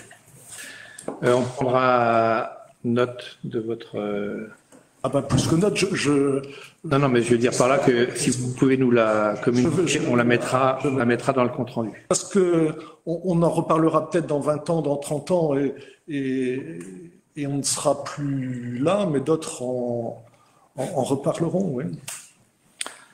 Très bien. Je vous propose de passer au vote. Donc, c'est la délibération, c'est pour m'autoriser à faire la division parcellaire et approuver la vente du terrain et autoriser le centre de gestion, le maire à solliciter le centre de gestion pour faire les actes concernant donc une parcelle d'environ 1100 mètres carrés. Qui vote pour? Qui s'abstient? Qui vote contre? Donc c'est approuvé par 8 voix pour et 3 votes contre. Voilà, 3 votes contre. Le point suivant, c'est le point numéro 9, c'est la convention de mise à disposition du terrain communal pour une activité sportive de grimpe d'arbres. Je vais passer la parole à Stéphane, qui connaît plus les détails. Proposition. Dans le cadre de sa formation professionnelle, Jacob Cornelius passe un diplôme d'éducateur de grimpe d'arbres et via la société L'Arbre Ludique, il a demandé à la commune de bien vouloir faire une convention pour une mise à disposition de la parcelle AH 156 située dans le sud de l'île, au niveau vers le camping, le terrain de camping, pour pouvoir continuer son activité. Cette parcelle fait 8700 mètres carrés Il nous demande juste donc pour son activité d'occuper 6 arbres et une surface à peu près de 400 m². En sachant que tout le matériel pour pouvoir faire la grimpe d'arbres va être installé pendant 6 semaines, et ce à partir de demain. Cette activité sera faite tous les mercredis, du mercredi 7 juillet jusqu'au mercredi 14 août. Donc en 2 sessions, une session le matin de 10h à midi et une autre session l'après-midi de 14h à 16h. Cette activité sera encadrée donc par des professionnels. Elle s'adresse à tout public à partir de 8 ans. Et pour les gens qui sont intéressés, l'inscription se fera via l'Office du tourisme de Lyon. Donc, on va donc vous demander de bien vouloir vous autoriser à faire cette convention avec Jacob Cornelius via la société L'Arbre Ludique. Et on demandera aussi à cette société et à Jacob de bien vouloir nous rétribuer une petite compensation financière qui, pour la première année, n'est pas très élevée. On lui a demandé 5% de son chiffre d'affaires pour la première année, ne sachant pas trop où allait aller cette activité pour pouvoir lui permettre de pouvoir la développer correctement. Voilà, donc... Est-ce que vous avez des questions ou des commentaires sur cette proposition? On va voter pour, il n'y a pas trop de secret à avoir, c'est très bien si ça peut développer voilà, des activités sur Bréa. Par contre, on n'a pas d'infos sur la convention. Si, la convention, elle était jointe. Elle était jointe, la convention. Pas eu que tu veux prendre. Je ne sais pas s'il y a eu un raté, mais pour moi, la convention devait être jointe. Vous ne l'avez pas eu? J'ai eu qu'un point. Non, moi, je j'ai qu'un prévu. On n'a que le plan, en fait. J'essaie de les mettre dans l'ordre. Elle est juste après, enfin, dans les enveloppes qu'on a eues. Pas très grave. Elle est très simple, elle fait 3 pages, elle reprend les points que... C'est moi qui l'ai pas, moi je l'ai eu. D'accord. Autant pour moi, alors c'est pas grave. Il y a vraiment rien de particulier. Oui. On demande quand même, donc il passe en fait par une société qui s'appelle l'Arbre Ludique, et on demande à cette société de prendre toutes les assurances nécessaires, etc., pour cette activité. De toute façon, pareil, le matériel. Vous avez le pouvoir de prendre ces décisions sans passer par le conseil, normalement. Oui, mais bon, ça nous paraissait bien aussi d'avoir cette information. Je propose de passer au vote. Qui est pour la signature d'une convention avec l'Arbre Ludique pour cette activité estivale de grimpe? Merci. Approuvé à l'unanimité. Le point suivant, le point 10, c'est donc les demandes de subventions État et Région Bretagne pour dans le cadre de la réhabilitation du chemin du Phare du Pan. Donc, je vous rappelle que dans le cadre de ce projet, on avait une subvention de la région dans le cadre des sites d'exception naturelle et culturelle. Et cette première subvention nous a permis de payer la maîtrise d'œuvre que l'on avait confiée à une société qui s'appelle Inex et qui est basée à Saint-Malo. Donc les travaux d'Inex ont avancé, tous les plans ont été faits et les devis ont été faits qui permettent d'évaluer dans le détail le montant des travaux qu'il faut envisager pour pouvoir réhabiliter entièrement ce chemin. Et on en est donc maintenant au point où il faut trouver des recettes pour permettre ce projet, sachant qu'on parle d'une somme assez conséquente. Les coûts des travaux, c'est de l'ordre de 260 000 €. Et puis, il y a un suivi écologique, compte tenu des organismes qu'on va solliciter pour obtenir des subventions. Il faudra qu'on fasse un suivi écologique pendant 5 ans pour s'assurer que les travaux qu'on a faits permettent bien une amélioration de la situation. Donc, au total, c'est de l'ordre de 280 000 € qu'il faut trouver. On part sur le principe qu'on fera un autofinancement à hauteur de 20%. Et ensuite, on sollicite le fonds vert. Un autre appel à projet qui s'appelle les solutions d'adaptation fondées sur la nature. Et enfin, on va solliciter pour une petite partie le contrat de plan État-région des îles. Voilà, pour chacun des des organismes qu'on va solliciter. Il y a des dates de dépôt des dossiers de demande de subvention. Certains sont à fin septembre, d'autres à fin novembre et d'autres à la fin de l'année. Et donc, on va commencer à travailler sur la préparation de tous ces dossiers, mais la réhabilitation de chemins dans des zones d'intérêt je dirais, majeur pour des raisons écologiques ou de biodiversité, c'est, je dirais, bien perçu au niveau des organismes et on est assez positif sur le fait qu'on obtiendra ces subventions. Est-ce que vous avez des questions ou des commentaires? Non? Ok, je vous propose de passer au vote. Et donc, la délibération, consiste à approuver le plan de financement prévisionnel et de m'autoriser à solliciter les différents services de l'État ou les autres organismes qui très souvent demandent à avoir une délibération dans le dossier de demande de subvention. Et ensuite, me permettre de prendre les mesures nécessaires pour l'exécution de ces subventions et de ces dossiers. Qui vote pour? Merci. Donc, délibération approuvée à l'unanimité. Le point numéro 11, c'est l'approbation des conventions types. Alors, c'est dans le cadre du même projet. Oui, un point que je n'ai pas mentionné. En fait, dans le cadre de la maîtrise d'œuvre, la société Inex a préparé tout le dossier du permis d'aménager. Donc, le permis d'aménager a été déposé et on attend maintenant la réponse des différents services qui doivent donner leur accord sur ce permis d'aménager. Donc, ce qui veut dire que tous les plans précis ont été faits, on sait exactement à quel endroit on va passer sur les parcelles, etc., etc. Et donc, on va passer sur un certain nombre de parcelles communales, mais on va passer aussi sur des parcelles privées.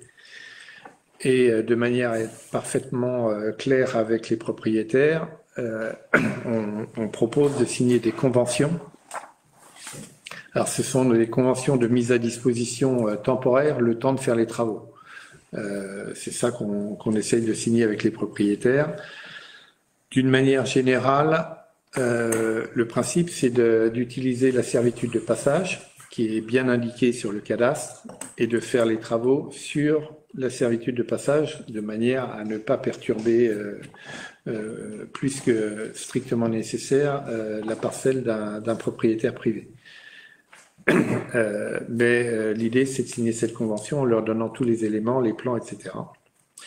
Et on a fait 2 modèles de convention. Une première pour des propriétaires privés, on va dire, qui ont une parcelle, voire 2 parcelles sur le chemin qui part du Paradis Rose et qui va jusqu'au phare du Pan. Et puis une autre convention plus spécifique parce qu'il y a le CIUP, donc c'est la Cité internationale universitaire de Paris, qui, elle, est propriétaire d'une dizaine de parcelles sur le chemin qu'on va réhabiliter et qui est propriétaire juste avant le Paradis Rose de parcelles que l'on souhaite transformer en parking à vélo. Aujourd'hui, les vélos sont garés plus ou moins bien sur une parcelle privée, proche de ce qu'on appelle la poudrière qui a été transformée en toilette publique. On a des commentaires importants, on va dire, du propriétaire privé qui n'apprécie pas. Et l'autre problème que l'on a, c'est que les gens viennent avec leur vélo jusque-là, parce qu'il n'y a pas de point où ils peuvent les poser avant.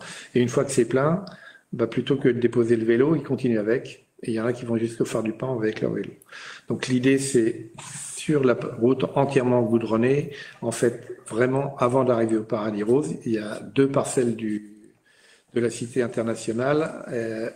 On leur en a déjà parlé. L'idée, ça serait de créer un parking à vélo pour être certain que les gens déposeront leur vélo à cet endroit-là et éviteront d'aller jusqu'au phare du Pan avec leur vélo. Donc les 2 conventions sont un petit peu sont sur les mêmes principes, mais avec un focus particulier pour la Cité internationale. Des commentaires ou des questions? Un commentaire, oui, qui rejoint un peu le point 8 de Jean-Luc tout à l'heure. C'est un peu paradoxal. On vend des terrains qu'on ne peut pas entretenir, mais on va entretenir des terrains qui ne sont pas à la commune. Non, attendez, on va refaire le chemin. Hein. On va pas entretenir. Et si on veut signer une convention, c'est pour éviter que justement des propriétaires nous disent ah bah tiens, comme vous faites des travaux, vous allez me faire en plus ci et ça. Il reste des terrains qui ne sont pas communaux. Oui, mais si vous voulez, si vous ne voulez pas, si vous voulez qu'on continue à détériorer le chemin qui mène au phare du Pan, bah on fait rien. Hein. C'est une demande très forte. Hein. Alors, il se trouve qu'on est obligé de passer sur des parcelles privées, mais l'idée n'est pas d'entretenir les parcelles privées, et l'idée n'est pas de négocier avec les propriétaires. Le fait que l'autorisation temporaire qu'ils nous donnent pour faire les travaux, la contrepartie, c'est qu'on va entretenir leurs parcelles. On entend bien que vous n'allez pas entretenir 1000 ou 2000 mètres carrés du terrain. Voilà. Pour le chemin, il n'y a pas de problème, mais ça reste un terrain privé quand même. Non, l'idée, c'est de leur dire que ils nous autorisent la servitude de manière à éviter que leurs parcelles soient plus dégradées au fur et à mesure du passage et de l'élargissement des chemins. C'est ça l'idée de base de la discussion qu'on a avec eux. Très bien, on passe au vote. Donc c'est sur l'approbation du fait que je vais proposer des conventions de mise à disposition aux propriétaires concernés par le projet et à prendre les mesures nécessaires à la signature de ces conventions. Qui vote pour? Qui s'abstient? Donc cette délibération est approuvée par 8 voix pour et 3 abstentions. Pardon? Je me suis abstenu. Ah, pardon, excuse-moi, je ne t'ai pas vu. Excuse-moi. Donc 7 voix pour et 4 abstentions. Le point suivant, décision du maire. Alors, première décision, c'est lié à la discussion qu'on a eue lors du conseil précédent concernant les WC publics et le fait qu'on a remis un bloc de plus. Et ça représentait, je vous avais donné le montant approché et vous aviez commenté qu'on aurait dû passer ça en conseil. Donc on a passé en conseil le principe et le fait qu'on les passait payants. Les montants finaux précis, c'est 93 000 € TTC pour l'achat du bloc et de ses accessoires. Et c'est 13 600 € TTC pour les travaux d'installation et la dalle qui a été préparée en dessous. Ça, c'est la première décision du maire. La deuxième décision, c'est qu'on a dû faire une reprise du raccordement de l'immeuble des Rocs au réseau d'assainissement collectif. Ça a été fait par l'entreprise d'Aigre Bâtiment pour 20 400 € TTC. Voilà pour les deux décisions du maire qui ont été prises récemment. Sur le point numéro 13, information du maire, il y en a beaucoup. La première information, c'est juste au niveau des élections législatives pour vous donner le résultat complet du deuxième tour du dimanche 7 juillet. Et je profite de ça pour remercier les assesseurs et les scrutateurs parce que malgré l'organisation rapide et le fait qu'on a eu quelques changements, il y a toujours eu des volontaires qui se sont présentés spontanément et qui nous ont permis d'avoir tous les assesseurs et les scrutateurs dont nous avions besoin. Et j'ai compris que ça n'avait pas été le cas dans toutes les communes, donc merci à eux. Donc 490 inscrits, 394 exprimés, soit 80,4% de participation. Donc 96 abstentions, soit 19,6% d'abstention. Et les résultats, Éric Botorel, 232 voix, soit 57,3% des voix. Marielle Lemaître, 100 voix, soit 20,4% des voix. Et Jean-Yves Le Boulanger, 54 voix, soit 11%.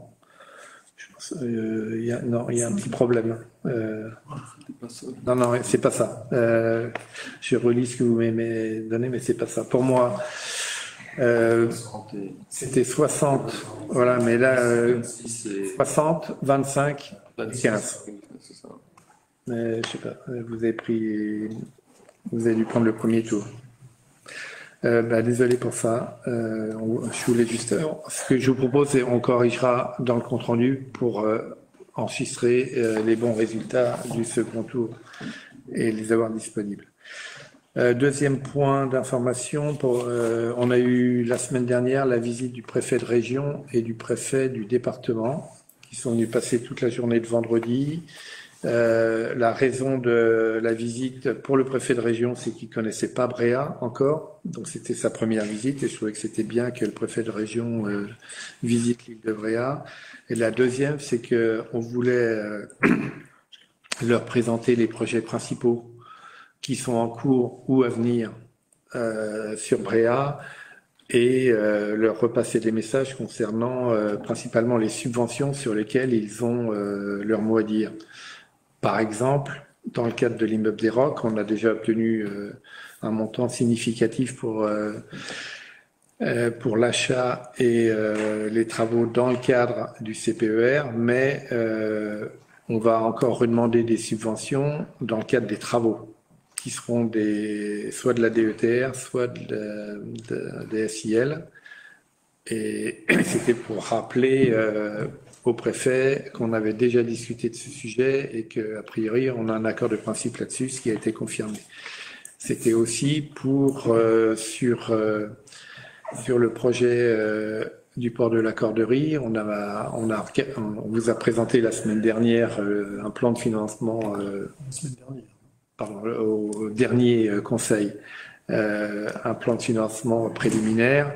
Il y a des points sur lesquels les préfets ont une influence importante. On a voulu rediscuter plus dans le détail avec eux de ces points pour s'assurer qu'on aura un support de leur part lorsqu'on présentera les dossiers.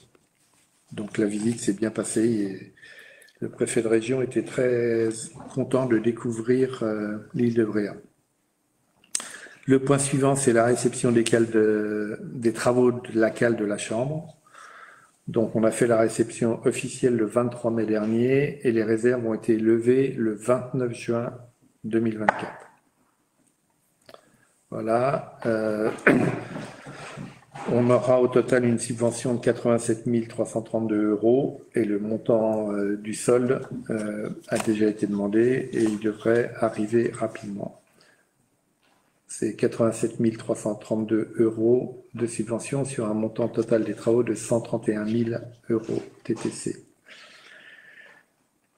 Le point suivant, Monsieur Lepage, vous nous aviez signalé à juste titre le risque avec la pierre. Donc, il y a une sécurisation qui a été faite. Je ne sais pas si vous l'avez noté. C'est temporaire. C'est temporaire. Partiel en tout cas. Oui. Mais il est prévu qu'il y aura une deuxième intervention pour faire une réparation définitive. Mais on a pris en compte votre commentaire et donc on leur a demandé d'agir d'urgence, ce qu'ils ont fait. Mais c'était juste pour clarifier, ça n'est pas la réparation définitive. Il est extrêmement difficile actuellement de trouver des couvreurs. Ils sont encore extrêmement occupés par tous les travaux suite à Ciaran et on se bat avec eux pour l'instant pour que les morceaux de toiture de la commune qui ont été endommagés, qu'ils commencent à faire les travaux parce qu'ils n'ont toujours pas commencé à faire les travaux. Je vais me permettre un trait d'humour. Vous devriez vendre le bâtiment.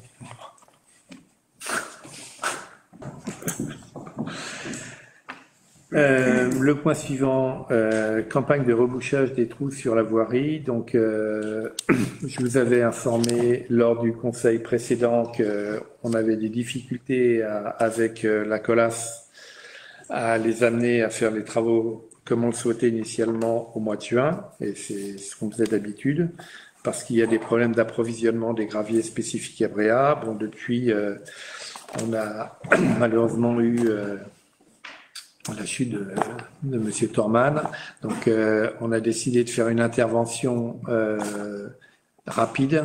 Et donc, demain arrivent sur l'île 2 big bags d'enrobés à froid que les employés communaux vont mettre au point là où il y a des trous, des nids de poules, etc., de manière à essayer d'éviter de nouvelles chutes. Un repérage a été fait par le policier municipal plus Annie Guillemin, responsable des services techniques, mais si vous êtes au courant de... Alors, il y a par exemple des trous à Entmer, il y a des trous juste ici, là, quasiment en face de la salle polyvalente, en face de chez la Flibuste. Donc ça, on va les prendre en compte. Mais si vous avez connaissance de trous particuliers qu'on aurait pu n'hésitez pas à nous les signaler pour qu'on les mette dans la campagne qui va démarrer fin de cette semaine ou début de semaine prochaine au plus tard. Le point suivant, c'est un rappel, on en a déjà parlé en information. Vous voulez faire un commentaire, monsieur Thorman? Si vous me donnez une minute, j'aurais juste voulu remercier les secours de Bréa.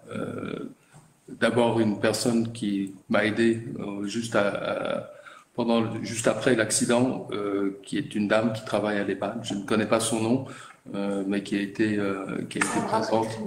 Pardon? Sandra Petrimo. Alors, si vous pouvez, je la connais pas. Et sincèrement, je l'ai pas vu. Enfin, je n'étais pas vraiment très conscient à ce moment-là. Donc, la remercier, les pompiers qui sont arrivés tout de suite avec Pascal Guézou et Colin et une jeune femme qui est là en rotation pendant l'été. J'ai retenu son nom, Marie, je crois. Enfin, une jeune saisonnière. Voilà, une stagiaire. Donc, et puis, notre docteur, on a quand même de la chance d'avoir quelqu'un qui a pris en charge les points de suture et les réparations. Un mot, le lendemain, je suis allé à l'hôpital de Saint-Paul pour la main. Ils n'ont pas pu faire le nécessaire là, mais ils m'ont envoyé à Guingamp. En moins de 24 heures, j'étais opéré, rendu et rapatrié. À Guingamp? Je croyais que c'était à Saint-Brieuc. C'était à Guingamp? Non, à Guingamp. D'accord. Donc, de temps en temps, voilà, quand ça marche bien, il faut le dire. Voilà, il faut le dire. Et pour remercier ceux qui se sont dévoués. Merci. Le point suivant, je l'ai déjà mentionné lors d'un précédent conseil municipal, c'est le fait que on mettait à disposition la voiture le mercredi matin pour le transport des personnes âgées qui souhaitaient venir au bourg faire leurs courses.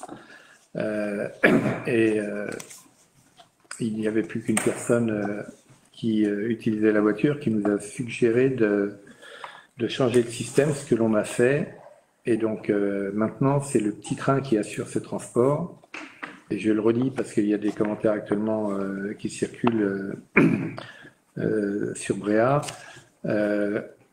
Il suffit de venir à la mairie, de dire que vous souhaitez être transporté le mercredi matin pour aller faire les courses. Et on a une convention avec le petit train et on fera en sorte que le petit train prenne bien les gens le mercredi matin. Donc le service n'est pas arrêté, comme c'est dit actuellement. Le service est transformé pour être plus efficace.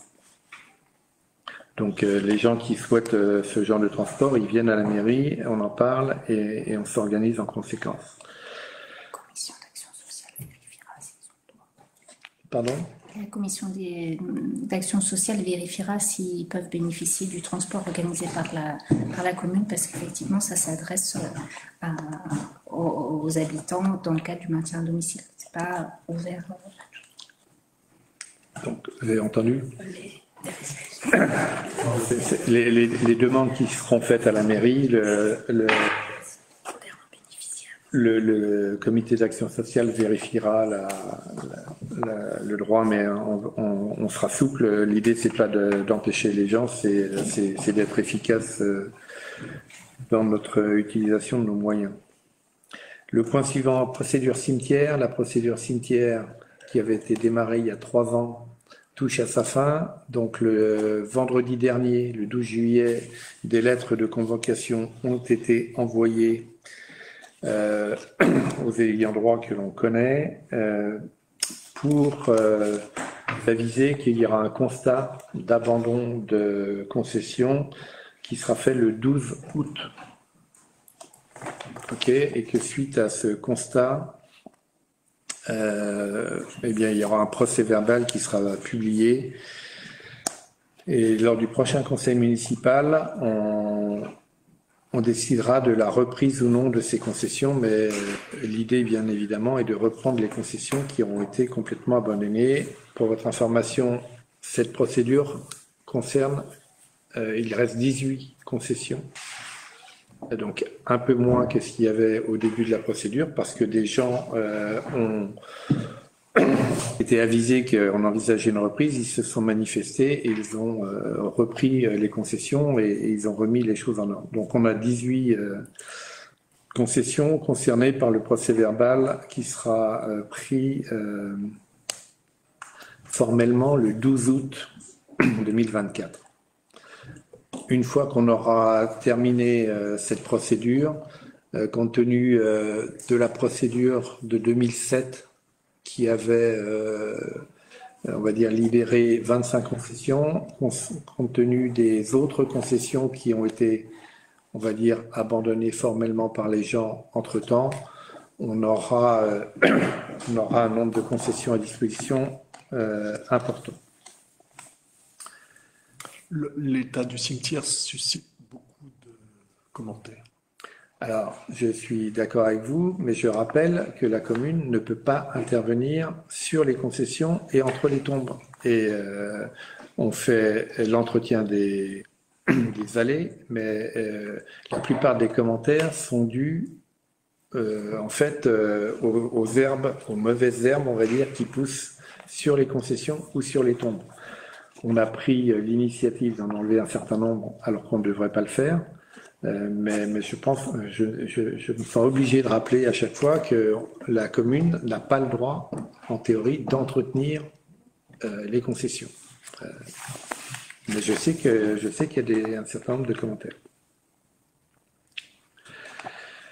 Le point suivant, c'est le rapport sur la fuite d'eau qu'on a eu il y a maintenant 2 mois environ sur la conduite principale au Goa-Reva. Donc en fait, on a fait intervenir le CEREMA, qui est un établissement public qui a les compétences pour ce genre de problématiques et qu'on peut solliciter lorsqu'on a une situation d'urgence comme celle qu'on a vécue. Et donc les services du CEREMA sont venus le 7 juin dernier sur le site avec des instruments de mesure et avec un certain nombre de choses. Et on a reçu leur rapport fin juin. Pour résumer ce rapport, en action à prendre à court terme, il faut qu'on modifie le regard dans lequel il y avait les vannes et la boîte à boue où la fuite s'est produite. Pourquoi? C'est parce que toutes les eaux qui ruissellent sur la pente actuellement rentrent dans ce regard. Avait une tendance à remplir le regard, donc quelqu'un, on ne sait pas exactement quand, a fait un trou dans le fond du regard pour que toutes les eaux s'écoulent, et les eaux sont écoulées sous le regard et ont creusé les fameuses cavités.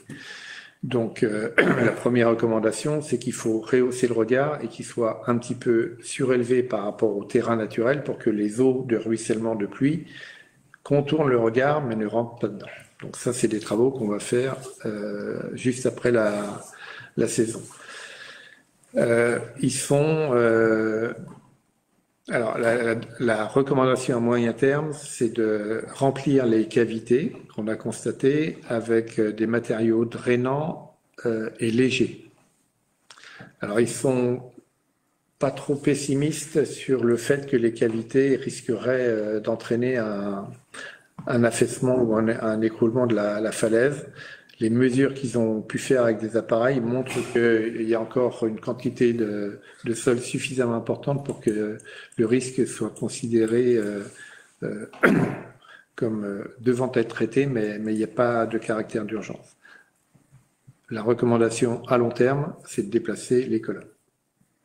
Et ça, c'est une autre paire de manches. Ça serait un très gros travail, donc...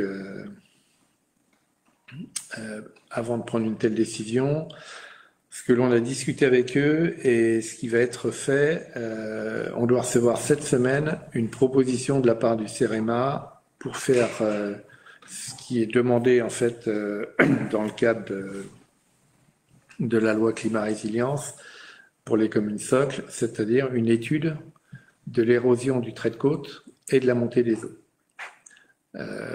Et on leur a demandé de nous faire une proposition et la proposition va arriver avec un focus particulier sur la zone considérée pour voir s'il y a un risque important, avéré, ou si on doit prendre des mesures pour limiter le risque au niveau de la zone des colonnes.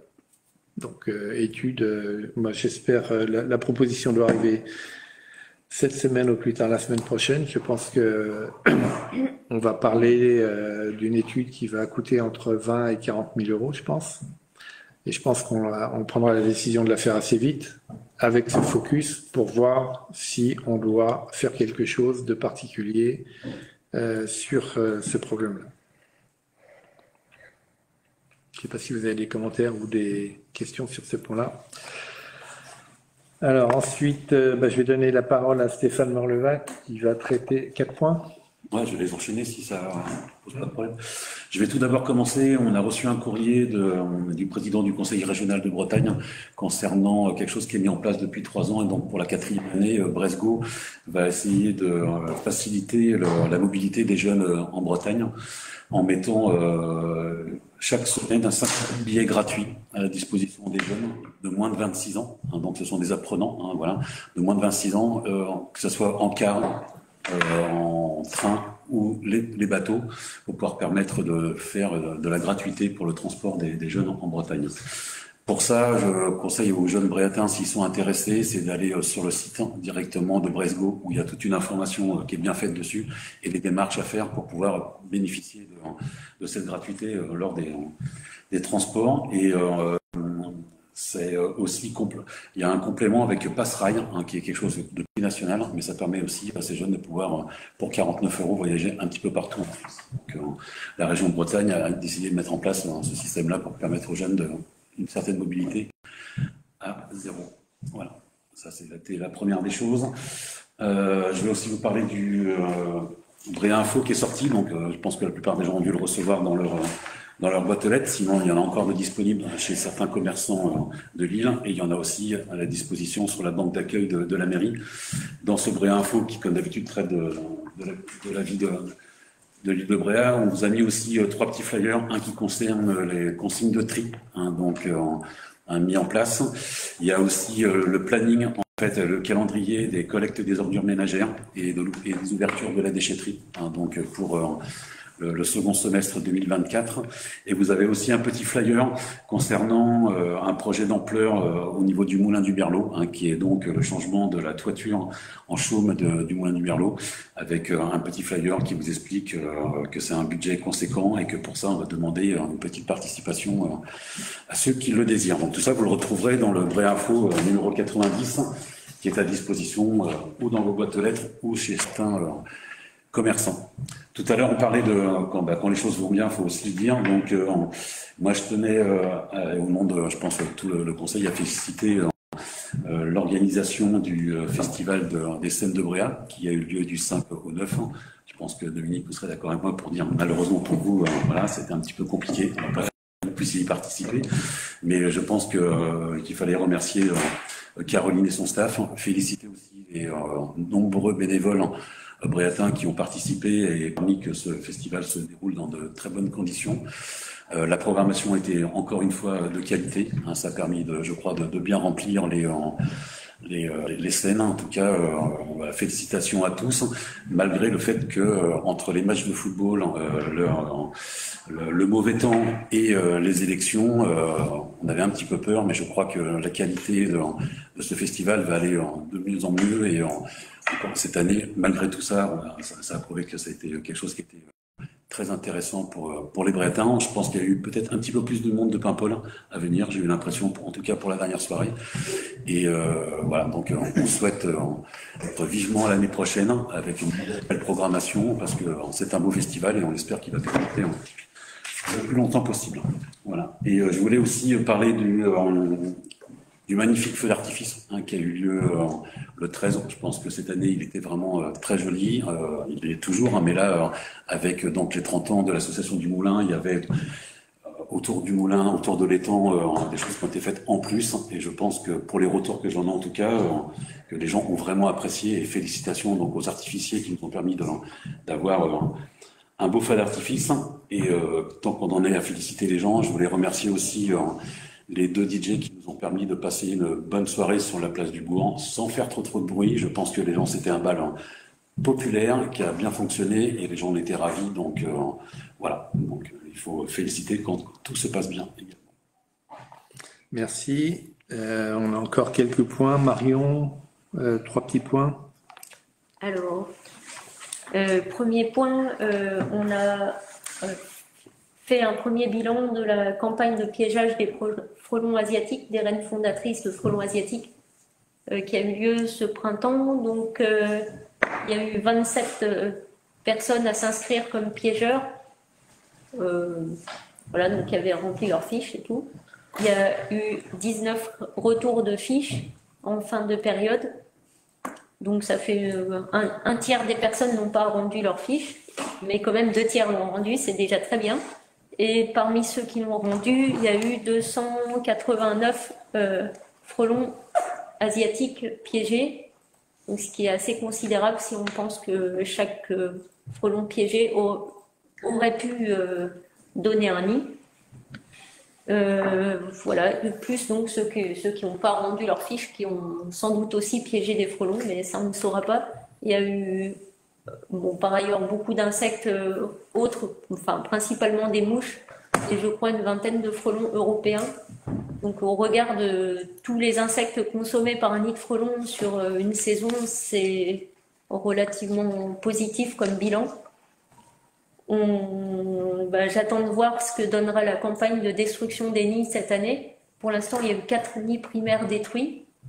Et puis on verra est-ce que le nombre de nids détruits en passant par le prestataire, là, et on refera un bilan plus complet à la fin de l'année avant de relancer la saison prochaine. Voilà pour les frelons asiatiques. Une autre petite info, Valoris va revenir faire 2 fois des animations sur le tri des déchets, le compostage, etc., le recyclage. Donc ils viendront le 25 juillet, c'est un jeudi, ils viendront des jeudis à chaque fois. Donc 25 juillet et le 8 août, sur la place du Bourg, des animations gratuites avec des jeux et des explications si vous voulez des précisions sur les façons de bien trier vos déchets. Vu la complexité du tri, c'est toujours bon de se rafraîchir la mémoire. Et enfin, mon 3e point, alors je pense que j'avais déjà évoqué ça peut-être il y a 1 an, parce que ça fait un moment, c'est une entreprise Elicio qui s'occupe d'éoliennes au sud qui gère des éoliennes au sud de Guingamp, qui nous a contactés dans le cadre d'une mesure compensatoire pour protéger la nidification de goélands en milieu naturel. Il y a eu quelques incertitudes parce que la mesure n'est pas reconnue par la DDTM comme mesure compensatoire, donc ça n'a finalement aucun intérêt direct pour eux de continuer ce projet, mais néanmoins ils m'ont recontacté au printemps pour me dire qu'ils souhaitaient continuer ce projet pour nous aider à préserver certains espaces très propices aux nidifications d'oiseaux marins en général, donc il y a beaucoup de choses à dire, mais il faut bien choisir dans quel ordre. Non, mais c'est un point d'information, donc je pense qu'il faut rentre pas trop dans le détail, mais c'est informer qu'il y aura peut-être des suites sur cette initiative d'Elicio et qu'on consultera le conseil à ce moment-là. Pour l'instant, c'est une information. Là, pour l'instant, donc, ils vont déposer un permis d'aménager. Ils vont réaliser un permis d'aménager que la commune déposera, et en fonction du résultat du permis d'aménager, ils feront une proposition à la commune pour prendre en charge l'ensemble du coût des travaux. Et après, à nous de valider ou pas leur offre de concours pour financer les travaux, qui seraient de l'ordre de 25 000 € quand même, pour préserver des espaces naturels. Donc, en gros, c'est Morbic, Raguenesmeur et une partie des rochers près de la chaise de Renan. Voilà. Donc si vous avez des questions, vous pourrez me les poser. Je ne rentre pas plus dans les détails pour l'instant. Le principe, c'est que on est favorable à ce projet sous réserve que ça ne coûte pas d'argent à la commune, vu qu'il a été lancé dans un contexte qui n'intéressait pas particulièrement Bréa. Mais que s'ils veulent le suivre, si ça ne coûte pas d'argent à la commune, protéger des espèces sur l'île de Bréa, pourquoi pas. Donc on vous informe de ça, on verra comment se déroule la suite. Dernier point d'information, Jean-Philippe, tu peux nous rappeler, on est au mois de juillet, donc il y a beaucoup d'événements festifs, on vient d'en passer quelques-uns avec le 14 juillet. Tu nous rappelles ceux à venir dans les jours à venir? Je vais survoler, je vais pas m'attarder trop. C'est surtout que demain, voilà, après les scènes de Bréa, qui a ouvert un petit peu le début de l'été, d'une façon très très intéressante, très forte en tout cas. Demain, il y aura un concert de musique du monde avec une dégustation en amont. Avant le concert, je pense aux alentours de 19h, le concert aura lieu ici à 20h30. Pour ceux qui sont intéressés, il y a une initiation à la danse dans l'après-midi gratuite à 14h30. Musique des Balkans. Donc le but, c'est de voyager à travers la musique et le partage des musiciens également. La thématique intéressante de l'été, c'est les 30 ans du Moulin du Birlot. Donc il y a, je crois, 2 conférences qui sont prévues cette semaine. Il y en a une par Philippe Rouillat qui parle des peintres autour du Moulin du Birlot. Et il y en aura une, donc celle-ci aura lieu mercredi et la prochaine aura lieu vendredi. Conférence de Monsieur Carcena qui viendra parler de la restauration du patrimoine du Moulin, également à la salle des fêtes. Et puis l'autre événement un petit peu intéressant aussi, l'exposition de Lucille du Chambard-de-l'Eau, que vous connaissez je pense aussi, qui au travers le travail des traces d'Adrien Wibortz présentera elle-même un travail qu'elle a essayé de faire et de mettre en place, la cyanotypie. Voilà, c'est une technique qu'avait mis en place son grand-père, je crois. L'exposition commencera le jeudi 25 juillet et se terminera le mercredi 31 juillet. Vous pouvez retrouver le programme complet des événements dans le calendrier du Bréa Info. Le seul événement que je n'avais pas, c'est le bal des pompiers. Donc du coup, il y a une date, je crois.